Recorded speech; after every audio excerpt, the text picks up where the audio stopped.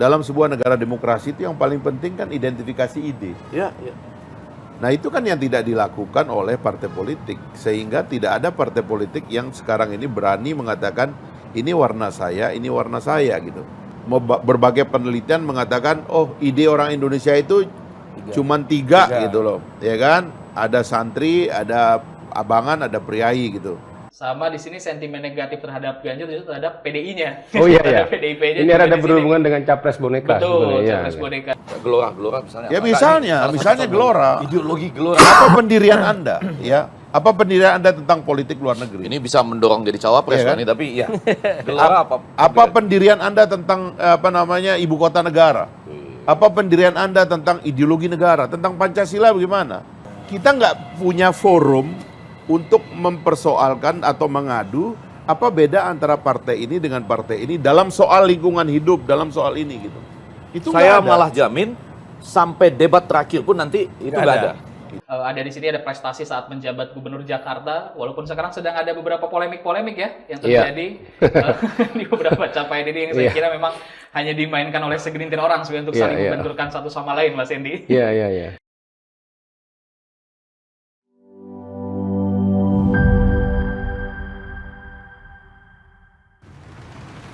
Halo sahabat Gelora. Gelora TV kini punya program baru yang insya Allah akan hadir setiap pekan. Nama acaranya Petamaya.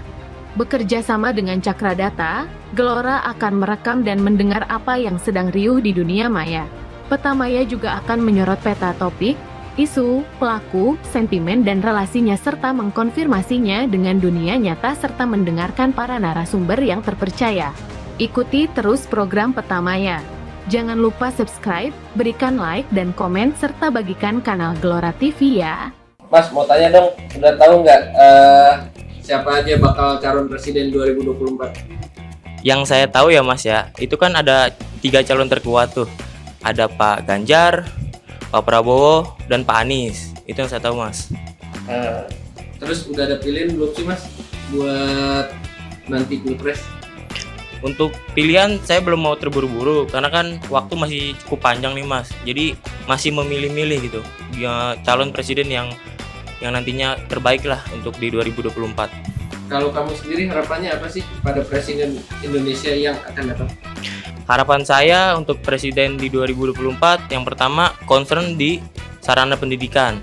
Yang kedua concern di ekonomi. Seperti itu Mas. Apa masalah terbesar Indonesia yang dihadapi saat ini? Nah itu Mas, dua masalah itu yang menurut saya jadi inti masalah di Indonesia. Apakah baca pres yang ada sekarang sudah punya program atau rencana yang bagus menyelesaikan masalah-masalah yang ada saat ini? Kalau menurut saya sih belum ada ya Mas dari ketiga calon itu yang bisa yang mampu menyelesaikan pendidikan maupun ekonomi seperti itu Mas. Assalamualaikum warahmatullahi wabarakatuh. Sahabat Gelora dimanapun berada, salam Gelora, semangat Indonesia. Kita ketemu lagi di acara rutin pekanan kita yang tayang setiap hari Sabtu malam yang berjudul Petamaya, Warganet Punya Suara.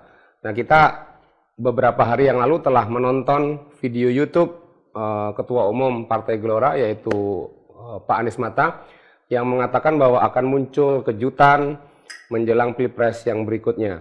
Nah ini akan kita elaborasi dalam tema yang sekarang. Kalau menurut saya ini tema yang agak mahal dalam tanda kutip, karena ini akan membincangkan tentang persepsi warganet dan apa tawaran para baca pres itu dan bagaimana masyarakat menanggapinya. Mahal kenapa? Karena ini sebetulnya akan menjadi ilmu atau menjadi tema yang akan berguna sekali bagi baca pres maupun bagi koalisi partai politik pendukungnya, juga bagi masyarakat. Dan bagi Gelora punya kepentingan untuk menyampaikan sesuatu yang sifatnya saintifik kepada masyarakat dan mendorong terjadinya politik gagasan. Bukan politik identitas, bukan politik yang berdasarkan emosi, tetapi politik yang mempersilahkan masyarakat menilai para baca pres ini, termasuk nanti juga para bacalek, apa yang mereka tawarkan kepada masyarakat dan gagasan apa yang terbaik, itulah yang selayaknya dipilih. Jadi mari kita melupakan politik masa lalu yang membelah masyarakat hingga tidak bisa rukun sampai sekarang misalnya, menghentikan politik yang menawarkan pertentangan, kekerasan, permusuhan dan sebagainya, melainkan kepada politik gagasan, politik yang memiliki visi dan narasi. Sama dengan apa yang ditawarkan oleh Partai Gelora, yaitu membangun arah baru Indonesia, mengedepankan politik yang bervisi dan bernarasi. Nah, kita pada Pertama kali ini akan membahas tema, sekali lagi saya ulang, tentang persepsi dan tawaran para baca pres dan bagaimana warganet menanggapinya. Kita kembali ke kedatangan tamu kita, tamu tetap kita, Kang Dadan. Selamat datang Kang Dadan. Halo. Assalamualaikum. Waalaikumsalam. Mudah-mudahan Mas sehat. Hendy. Sehat selalu. Saya sendiri kurang enak badan, tapi Semuanya, mudah-mudahan tidak mengganggu dialog kita. Baik, Mas Hendy. Jadi Kang Dadan akan membahas tentang pendalamannya ya. Di awal akan membahas tentang persepsi atau harapan publik sebetulnya kepada baca pres. Ini top 5 harapan publik kepada baca pres. Ini sebenarnya bekal yang bagus ya, bekal yang bagus bagi siapapun baca presnya. Kita nggak tahu baca pres kita akan 2, 3 atau lebih. Dan ini akan menjadi setidaknya ini riset April ya, Kang Dadan ya. April kalau nggak salah, April sampai Juni. April hingga 11 Juli. Iya, Mas Hendy. April, Mei, Juni, Juli. Nah ini akan sesuatu yang bermanfaat bagi siapapun, khususnya juga bagi masyarakat. Nah, kami persilakan Kang Dadan untuk mengelaborasi hasil risetnya dan nanti kita akan berdialog. Silakan Kang Dadan. Baik Mas Hendy, terima kasih. Menarik sekali ini untuk topik saat ini. Kita sebetulnya memperkuat ya dari topik edisi 3 kemarin di pertama ya. Tentang baca pres, Tentang baca pres juga. pres, ya. Kita sekarang lebih dalam lagi akan mengulas terkait dengan konteks gagasan dan juga persepsi warganet nih terhadap baca pres. Di mana kami dari tim Cakra Data mencoba melakukan analisis datanya ini memang cukup panjang Mas Hendy, trennya dari 11 April hingga 11 Juli tahun 2023 seperti itu. Nah, apa saja tanggapan kami dari analisis tim Cakra Data yang didapatkan? Di sini pertama Mas Hendy yang perlu saya disclaimer bahwasannya memang gagasan ya. Sebetulnya harapan kita ya mungkin bersama selaku para masyarakat dan juga warganet tentunya salah satunya itu adalah berharap sebetulnya para baca pres ini sudah mulai menawarkan lah berbagai macam gagasan, program, visi ataupun juga arah orientasinya mungkin ke depan ketika memang terpilih sebagai presiden nanti. Nah, namun hal yang memang didapatkan hingga kondisi existing saat ini memang geliat gagasan yang coba dibangun narasi-narasi gagasan itu oleh para ketiga kandidat baca pres ini memang masih belum begitu besar Mas Hendy. Itu adalah salah satu fenomena yang saya kira mungkin bisa menjadi catatan tersendiri bagi baca pres, di mana ini waktu pemilu sebenarnya sudah cukup singkat ya, tapi harapannya juga memang terkait dengan tawaran-tawaran gagasan ini harus bisa mulai ditingkatkan. Nah, oleh karenanya karena memang belum besarnya dan juga belum banyaknya gagasan yang coba ditawarkan ataupun yang dibangun oleh baca pres, sehingga kita menangkap dari perspektif yang lain, yakni kita melihat dari perspektif sudut pandang kedua dari warganet sendiri, dari masyarakat maunya apa? Justru requestnya lah ibaratin pengennya baca pres ini tuh bawa gagasan apa aja sih? Kita setidaknya ada top 5 yang kita coba dapatkan dari tangkapan analisis kami di Cakra Data sejak 11 April hingga 11 Juli. Di antaranya kalau kita lihat Mas Hendy, sebanyak 66% di sini adalah warganet ataupun juga publik nih di ranah ruang digital, media sosial maupun media online itu berharap bahwa gagasan tentang keadilan ini coba dihadirkan oleh ini tema hukum ya, tema hukum dan sebagainya. Jadi bahwa penegakan hukum juga harus bisa keadilan ekonomi, kesempatan untuk bekerja dan sebagainya. Betul sekali, Mas Hendy. Jadi topik keadilan ini sebetulnya lebih spesifiknya ada banyak sekali seperti yang tadi Mas Hendy sampaikan, konteks hukum, ekonomi dan kesejahteraan sosial juga tentunya masuk di sana. Nah, lalu kita lihat ke 12% selanjutnya adalah gagasan yang sebetulnya diinginkan oleh warganet terhadap baca pres ini adalah integritas dijunjung tinggi. Jadi kita sama-sama tahu tadi sempat diulas sama Mas Hendy bahwa kondisi 2019 harapannya bisa memberikan pelajaran bagi bangsa ini tentang bahwa polarisasi itu ternyata berdampak sangat tidak baik terhadap kesatuan lah khususnya dalam konteks kebangsaan kita. Dan integritas dari para baca pres nanti termasuk juga mungkin yang harapannya bisa dihilirisasi kepada masing-masing para relawannya, simpatisannya sehingga bahwasanya masing-masing simpatisan dan relawan dukungannya itu bisa sama-sama menjunjung integritas juga gitu dalam hal ini.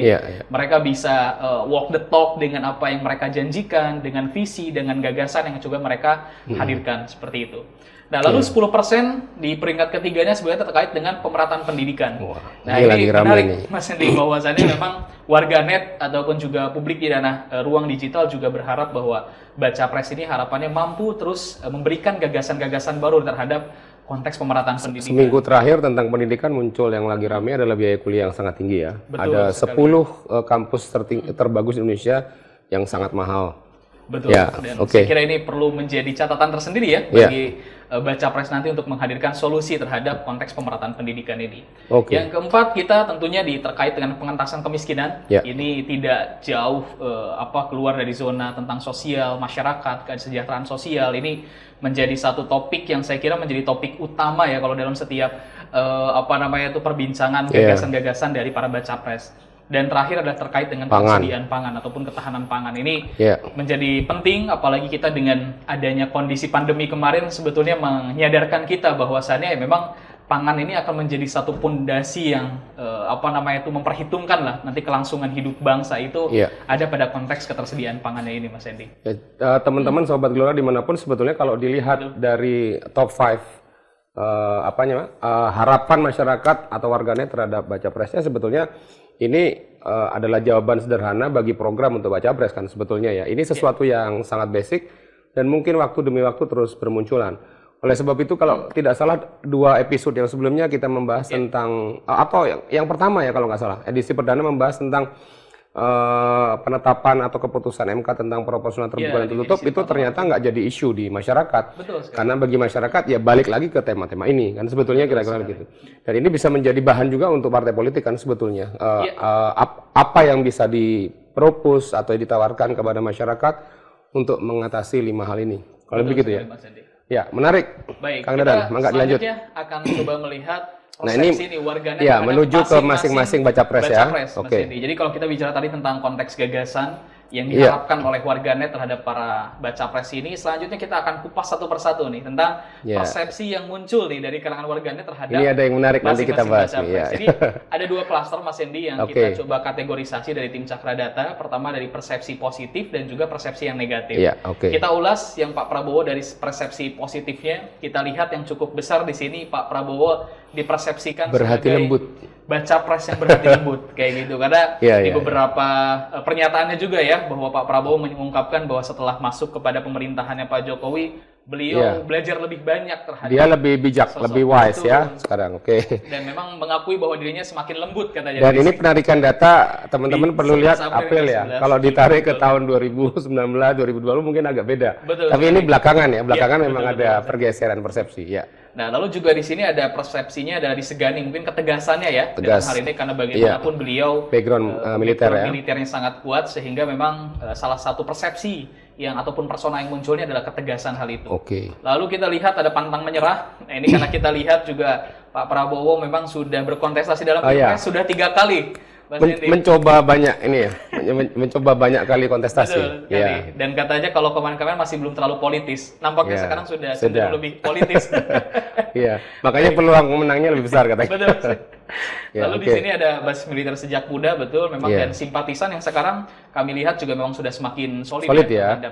Sudah mulai terkonsolidasi. Betul sekali. Nah, dan kita melihat juga adanya isu atau ketakutan yang tentang terjadinya ancaman pertahanan negara itu mungkin salah satu driver yang utama bagaimana yang muncul dari Pak Prabowo. Jadi meskipun itu bisa dipersepsi negatif, contoh disegani kan bisa karena sosoknya atau ketegasannya, tapi faktanya di sini dipersepsi sebagai sesuatu yang positif. Betul sekali. Next. Nah, lalu selain persepsi positifnya tentu ada persepsi negatif juga yang memang pasti akan dalam tanda kutip menghantui juga nih para baca pres ini.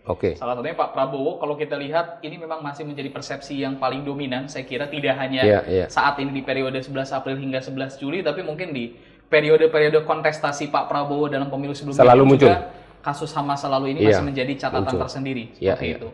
Lalu juga kita lihat misi kepentingan bisnis ini juga muncul dalam beberapa konteks persepsi warganet terhadap beliau.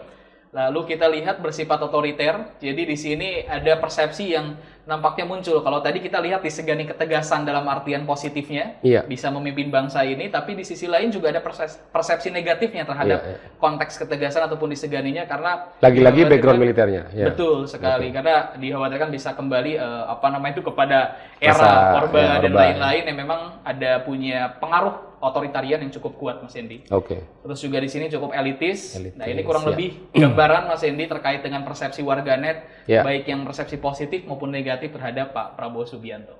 Kita baca pres pertama ini, kita lanjut ke baca pres Baik, yang selanjutnya kedua. kita Ya, lihat Ganjar di sini Pranowo. terkait dengan Pak Ganjar Pranowo. Oke. Sekarang ini kayaknya suasananya itu berpihak kepada Pak Prabowo. Itu yang aku bilang gitu, karena beliau Pas ini itu- difoto ya, pas ini Ya. difoto. Karena beliau itu mewakili partai politik ya sebagai pendiri dan ketua umumnya.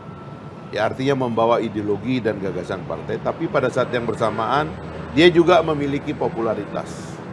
Gitu. Untuk pertama kalinya ya di awal-awal dia udah dapatkan popularitas. Itulah yang menyebabkan kemungkinan jalan dia ke sana itu lebih mudah. Kayaknya lawan-lawannya Prabowo itu sudah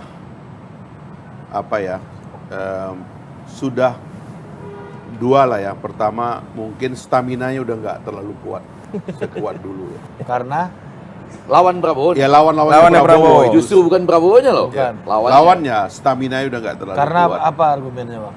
Yang kedua kemungkinan argumennya mereka mulai mengatakan ngapain ngalang-ngalangin Prabowo, ya kan? Waktu saya ketemu Pak Prabowo berdua itu juga saya bilang, Mas sebenarnya kalau bicara rakyat sih kayaknya orang tuh sudah sadar juga, udah nggak mungkin lagi lah menghalang-halangi Bapak. Tapi kita lihat elit, dan dugaan saya elit sudah nggak punya alasan yang kuat gitu loh untuk menggagalkan Prabowo kali ini gitu loh. Sehingga relatif mereka udah mulai bilang udahlah terimalah Prabowo, ngapain sih kita menghambat-hambat Prabowo. Kira-kira begitu, itu yang membuat Prabowo nih jalan. Jadi dua hal. Kadang-kadang kita menang tuh bukan karena kita kuat, tapi karena lawan kita mulai lemah. Prabowo apa yang kita mau persoalkan dari Prabowo ini? Udah nggak ada kan yang kita persoalkan. Salah dia apa? Ya kan? Sekolahnya baik, ya kan? Ya datang dari keluarga yang baik. Ini keturunannya di Ponorogo, keturunan Kertanegara, ya kan? Jelas cawapresnya. Dan lain-lain lah begitu ya kan. Bapaknya kakek dan bapaknya itu ekonom terkenal, ekonom awal-awal Republik inilah, Orde Lama atau Orde Baru gitu. Kemudian jadi tentara, ngambil nama pamannya yang meninggal di peristiwa Lengkong, ya kan. Kemudian karir militernya hebat, ya kan. Dari dulu sambil jadi militer dia intelektual, habis itu berbisnis. Muncul kontroversi karena dia dalam sejarah, tapi kan nggak ada yang bisa kita proof. Ya kan, fitnah-fitnah kepada dia ini kan sudah terjawab semua. Jadi orang mulai bilang, udah nggak mempan lah. Tapi ngapain sih? Saya kira itu yang terjadi pada Anwar Ibrahim gitu. Saya tuh ya kenal Pak Anwar sudah 1/4 abad ya. Saya ketemu baik-baik gitu. Saya bilang, Pak Anwar, apa sih yang terjadi dengan Anda ini kok? Orang sehebat ini Nggak jadi-jadi waktu di itu. Malaysia kok kayak nggak jadi terus gitu loh.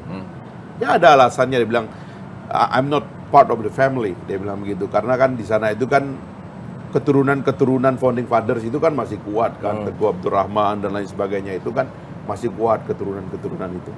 Tapi in the end orang bilang, udah dituduh korupsi, udah dituduh sodomi, udah dituduh macam-macam. Ujung-ujungnya orang bilang, apa sih gitu kan? Akhirnya dia yang jadi. Ini mirip dengan situasi Pak Kira-kira Prabowo menurut sekarang. saya perasaan saya, Pak Prabowo itu akan digituin orang. Apalagi sih? Fitnah apa lagi yang mau dibuat? Udah capek lah. Ya. Nggak ada salahnya kok gitu. Untuk memudahkanmu mengajak teman atau rekanmu bergabung bersama Partai Gelora Indonesia, kamu bisa menampilkan QR Code unikmu yang nanti bisa tinggal dipindai. Mau tahu caranya? Gampang.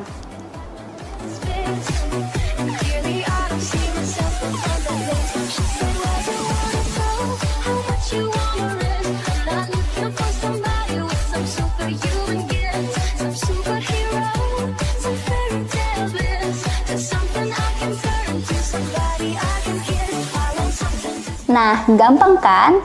QR Code ini memudahkanmu untuk mengajak teman atau rekanmu bergabung bersama Partai Gelora Indonesia. QR Code ini juga bisa dicetak di flyer, poster, ataupun stiker.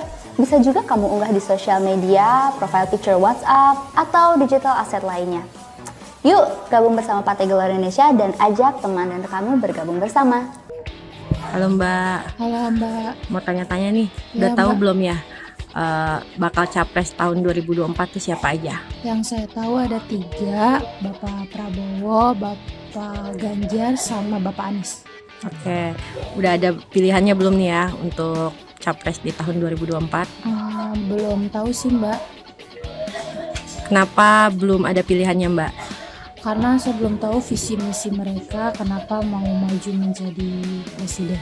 Oke, kalau Mbak sendiri nih harapannya ke depan untuk presiden Indonesia itu seperti apa?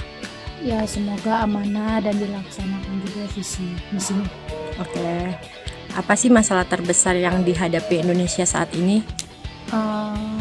Perekonomian, terus korupsi masih di mana-mana, sama peluang karir ya untuk kayak generasi muda itu masih kurang. Oke. Untuk baca pres yang ada sekarang udah punya program atau rencana yang bagus belum ya untuk nyelesain masalah-masalah yang Mbak sebutkan tadi? Belum tahu sih, karena kan saya belum tahu visi misi ke depan mereka seperti apa. Oke, makasih ya Mbak. Ya sama-sama. Kita lihat dari persepsi ini positif paling terlebih besar. dahulu, Mas Paling Hendy. besar ya. Jadi Ini ada unsur Pak Jokowinya ya. unsur Pak Jokowi bahwa Iya. sekarang kalau kita lihat dalam perkembangan opini ya, Pak Ganjar apalagi sejak dideklarasikan sebagai capres dari PDIP, memang para simpatisan maupun juga para relawannya itu di ranah jagat maya mencoba untuk bisa mengamplifikasi ataupun mengkorelasikan bahwa Ganjar ini memang sebaik-baiknya penerus Iya, Jokowi. Pak Jokowi. Iya. Dan di sisi lain juga dari Pak Jokowi juga melakukan banyak sekali dalam tanda kutip kan kemarin cawe-cawe juga ya ikut membantu men-endorse juga salah Iya. satunya dari kandidat dari PDIP ini yakni Pak Ganjar Pranowo seperti Iya. itu. Lalu yang kedua masih sama ini karena beliau juga masih Menjabat sebagai gubernur Jawa dan Tengah. berakhir Oktober 2023 kalau tidak 23 salah ini. ya. Oke. Betul, seperti itu. Lalu yang besar lagi di sini ada petugas Oke, partai. ini di mana yang positif PDIP. ya? Ini di mana yang positif ya? Positif, betul. Terus juga dekat dengan anak muda, lalu juga Oke. berintegritas sama hobi olahraga. Hobi olahraga. Ya. Nah, kalau kita lihat persepsi negatifnya di sini memang ada beberapa yang muncul juga selain yang positifnya. Iya. Yang paling besar kalau kita lihat di sini kritik prestasi capaian di Jawa Tengah. Oke. Nah, ini menjadi Angka kemiskinan ya, jalan rusak dan lain-lain, betul, dan juga infrastruktur. beberapa kasus fenomena-fenomena realitas sosial ya Iya, yang iya. terjadi di wilayah Jawa Jawa Tengah, Tengah. seperti itu. Lalu Iya. di sini kita lihat juga intervensi presiden. Jadi kalau kita lihat tadi endorsementnya mungkin sebagian Iya. dipersepsikan positif, Iya. tapi ada juga di sisi lain memang persepsikan hal itu sebagai hal yang Ya justru peran negatif Pak Jokowi juga. dianggap jadi negatif ya. Betul Oke. sekali Pak Sandy. Nah Iya. ini tebar pesona berbarut olahraga. Jadi saya kira memang Pak Ganjar cukup giat sekali dalam melakukan Pak Ganjar berbagai senang macam sepeda ya, kalau nggak salah ya. sepeda dan lari ya, Lari ya. kayak gitu Iya. Pak Ganjar ini.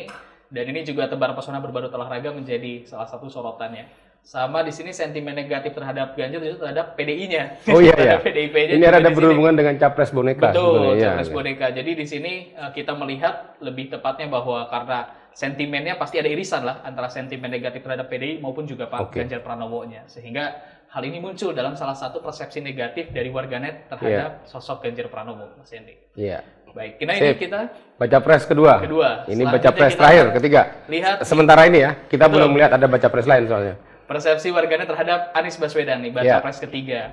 Jadi masih sama di periode yang sama kita melihat terkait dengan persepsi positifnya terlebih dahulu. Yang paling besar adalah inisiasi narasi perubahan. Nah ini memang bahwa narasi gagasan umum ya nampaknya terkait dengan Iya, bahwa membawa iya. tagline perubahan ini disambut persepsi yang positif sebetulnya oleh kalangan warganet seperti itu. Oke. Lalu kalau kita lihat di bawah juga di sini 34.000 mention percakapannya terkait dengan gaya komunikasi. Ya. Jadi saya kira juga menjadi Terstruktur sorotan ya, ya, betul, oke. gaya komunikasinya Pak Anies Baswedan. Lalu berpendidikan, karena ini kita sama-sama tahu latar belakang Pak Anies tidak akan pernah lepas dari sosok akademis. Betul. Kayak gitu, sosok di Betul. bidang akademisi. Iya. Jadi memang persepsi ini terus akan muncul.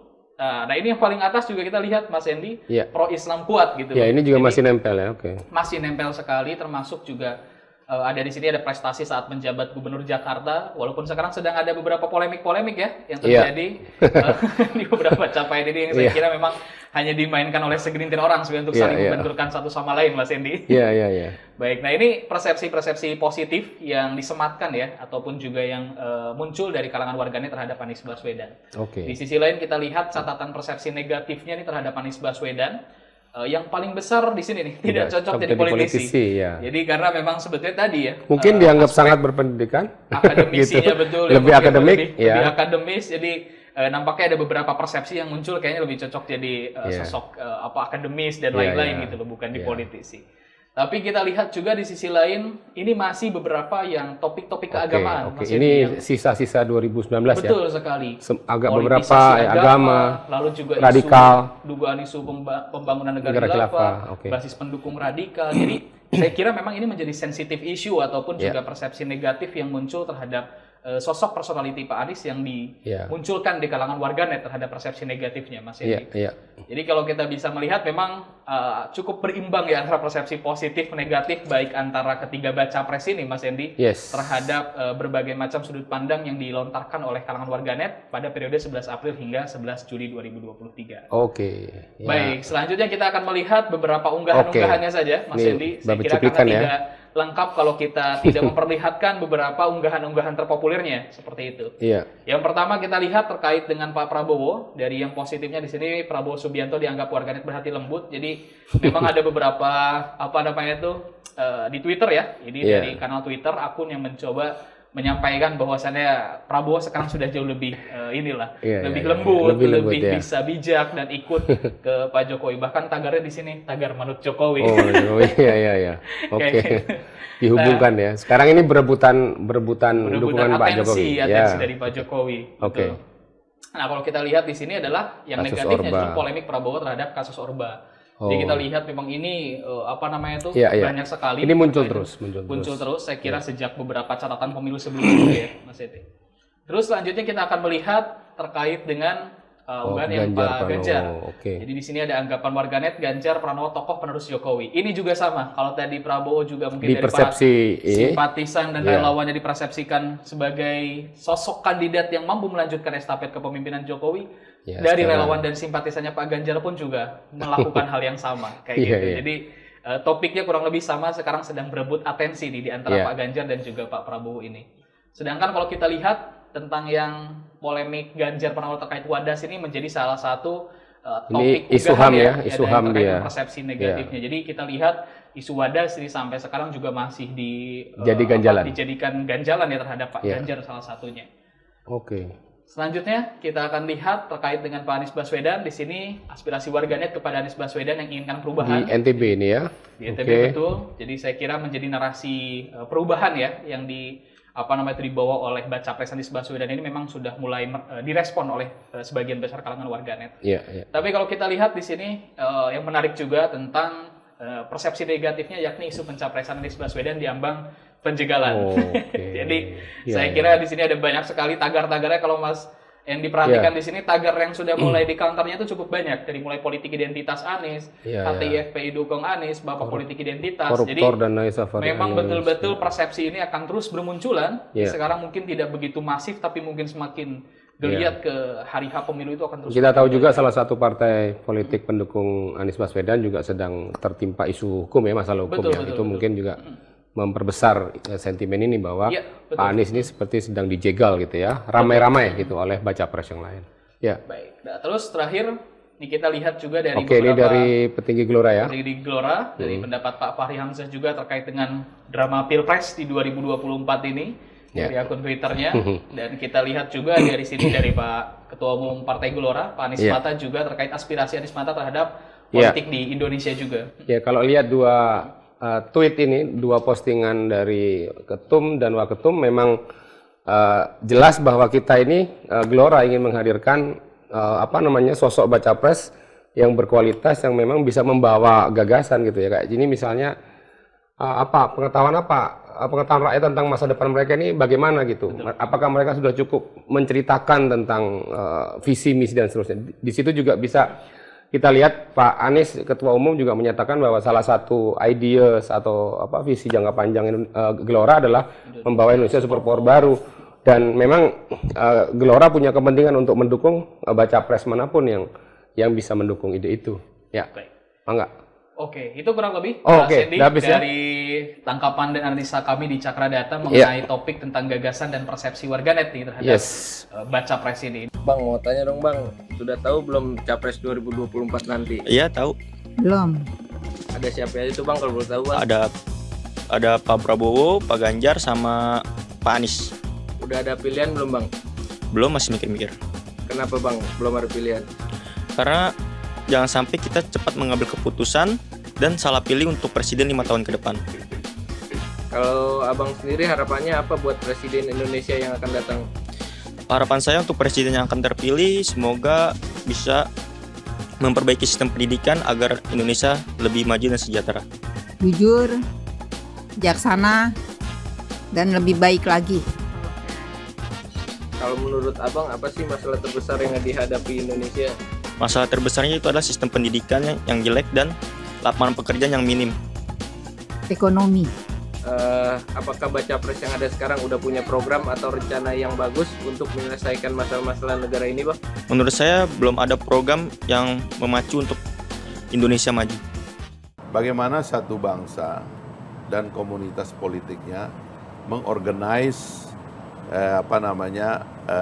sirkulasi elit dan kepemimpinan dalam tubuh bangsa ini yang berbasis kepada gagasan-gagasan yang tumbuh dalam negara itu, yang mewakili perasaan dan pikiran publik. Perasaan dan pikiran. Dan yang kedua adalah bagaimana mengorganisir lembaganya, dalam hal ini private entity-nya kan partai politik, dan nanti bagaimana kita mengelola pemimpin-pemimpin yang muncul kan begitu. Makanya harusnya itu kan dalam sebuah negara demokrasi itu yang paling penting kan identifikasi ide. Nah itu kan yang tidak dilakukan oleh partai politik, sehingga tidak ada partai politik yang sekarang ini berani mengatakan ini warna saya gitu. Apa nama ideologi Anda itu kan? Mesti ada namanya itu, ada judulnya gitu loh. Kalau di negara-negara demokrasi kayak di Amerika itu Republik konservatif, ya kan, Demokrat itu liberal, ya kan, ya, ada Green Party, ada Green Party dan yang kecil-kecil kan gitu. Kalau di Eropa itu selalu ada partai buruh, karena hasil dari masyarakat industri. Ada partai konservatif juga, gitu Kristen kan. Demokrat, ya Kristen Demokrat, CDU, SD, dan seterusnya itulah seperti di Jerman. Di kita ini sebenarnya itu kan tidak ada itu identifikasi itu. Dulu disederhanakan. Berbagai penelitian mengatakan, oh ide orang Indonesia itu cuman tiga gitu loh, ya kan? Ada santri, ada abangan, ada priai gitu. Priai ngambil untung, ini Golkar ini kan gitu. Dia nggak nyebut dirinya partai politik, tapi dia bilang kami berkarya aja gitu. Ini zaman deideologisasi dulu di Orde Baru itu. Kalau di zaman Bung Karno dulu ratusan seperti sekarang sisanya tinggal 20-an kan begitu. Tapi 20 ini pun juga belum ada identifikasinya. Sebenarnya makanya saya mengusulkan dulu tuh, ya teman-teman itu ada diskusi tentang apa beda antara partai politik ini. Gelora misalnya. Ya misalnya Gelora. Ideologi Gelora. Apa pendirian Anda? Ya, apa pendirian Anda tentang politik luar negeri? Ini bisa mendorong jadi cawapres kan? Tapi ya. Gelora apa pendirian Anda tentang ibu kota negara? Apa pendirian Anda tentang ideologi negara, tentang Pancasila bagaimana? Apa pendirian Anda tentang ungkapkan juga hal-hal yang ekstrim yang sekarang ini mulai muncul. Bang, korupsi yang baliho Abang ini loh. Setahun korupsi tuh. Apalagi kan. Sebenarnya itu udah lebih teknis gitu, karena di belakangnya itu ada gagasan gitu. Nah, itu nggak ada. Kita nggak punya forum untuk mempersoalkan atau mengadu apa beda antara partai ini dengan partai ini dalam soal lingkungan hidup, dalam soal ini gitu. Itu saya malah jamin sampai debat terakhir pun nanti itu nggak ada. Itu dia. Nah. Dan terakhir mungkin kalau dari saya sebagai suggestionnya Mas Hendy bahwa ini harapannya bisa menjadi catatan ya tentunya bagi para baca pres tentunya, bahwa saya tadi sejak di awal saya sampaikan gagasan-gagasan ini masih belum muncul, dan padahal seharusnya yang dikedepankan lebih awal itu perangnya itu gagasan. Jadi penawaran gagasan itu harus dimunculkan. Walaupun maksudnya kalau untuk konteks di Pilpres gak usah perlu takut dikutip, takut diambil dan sebagainya, karena saya kira akan sangat banyak sekali kan ragam gagasan dan persoalan bangsa ini, sehingga seharusnya sudah mulai dimunculkan lah supaya diskursus dari warganet pun akan jauh lebih substantif gitu Mas Hendy, akan lebih mengarah pada perdebatan pola-pola gagasan yang ditawarkan oleh para kandidat baca pres ini, seperti itu. Jadi tidak terjebak lagi pada konteks yang tadi Mas Hendy sampaikan di awal mengenai kekhawatiran harapannya tidak terjadi lagi lah polarisasi.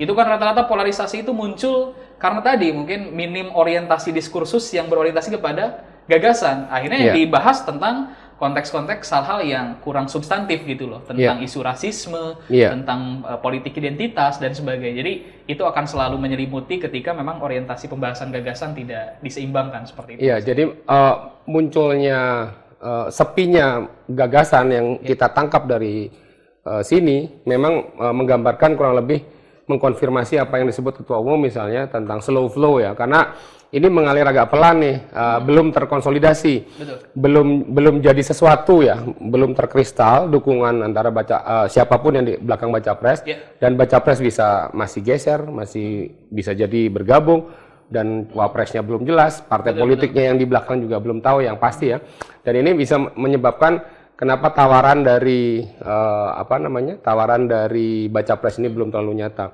Nah yang kedua, ini juga mungkin sebagai self kritik juga bagi partai politik bahwa apapun yang digulirkan oleh baca pres, partai politik punya kewajiban untuk melakukan edukasi dan sosialisasi sesuatu yang sifatnya sekali lagi politik gagasan kepada masyarakat, sehingga masyarakat tidak konstituen, tidak terbelah lagi seperti pemilu-pemilu sebelumnya. Ya, ini menarik sekali lagi teman-teman tema ini. Jadi kita akan lihat perkembangannya, dan ini bulan Juli, dan pada bulan Juli dikabarkan akan ada beberapa partai politik parlemen maupun non parlemen yang akan menyatakan dukungan nih kepada salah satu dari 3 baca pres. Kita belum tahu, kita juga akan sampaikan nanti tentang posisi Gelora secara resmi, tapi ini akan menarik sekali dan mudah-mudahan menjadi masukan bagi masyarakat. Kalau Anda yang pemirsa program ini adalah kader Gelora, fungsionaris Gelora, maka wajib bagi kita untuk menyebarluaskan tentang gagasan politik, gagasan ide baru yang segar yang ditawarkan oleh Gelora. Terima kasih, ini menarik sekali lagi. Dan kita rasanya nggak cukup waktunya untuk membahas khususnya tema yang sekarang ya, ini di Peta Maya yang keempat. Sekali lagi terima kasih untuk Kang Dadan dan tim dari Cakradata. Teman-teman terima kasih juga udah menonton setia Peta Maya. Jangan lupa like, komen, dan subscribe. Mudah-mudahan kita bisa berjumpa lagi di Peta Maya yang lebih menarik di pekan depan. Kita juga nanti akan mendengarkan pendapat Wakil Ketua Umum dan juga mendengarkan apa kata warga tentang tema ini. Terima kasih. Assalamualaikum warahmatullahi wabarakatuh. Sampai bertemu kembali. Terima kasih. Ya, terima kasih Anda dan sampai jumpa lagi.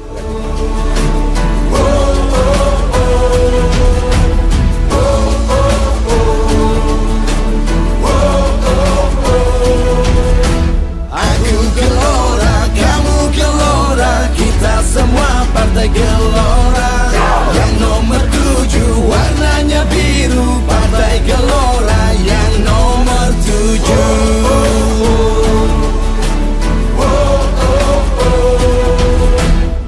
Aku dan kamu, kita semua siap menangkan. Pria wanita tua dan muda pilih Gelora. Gelombang rakyat, arah baru Indonesia. Jayalah jaya, partai Gelora.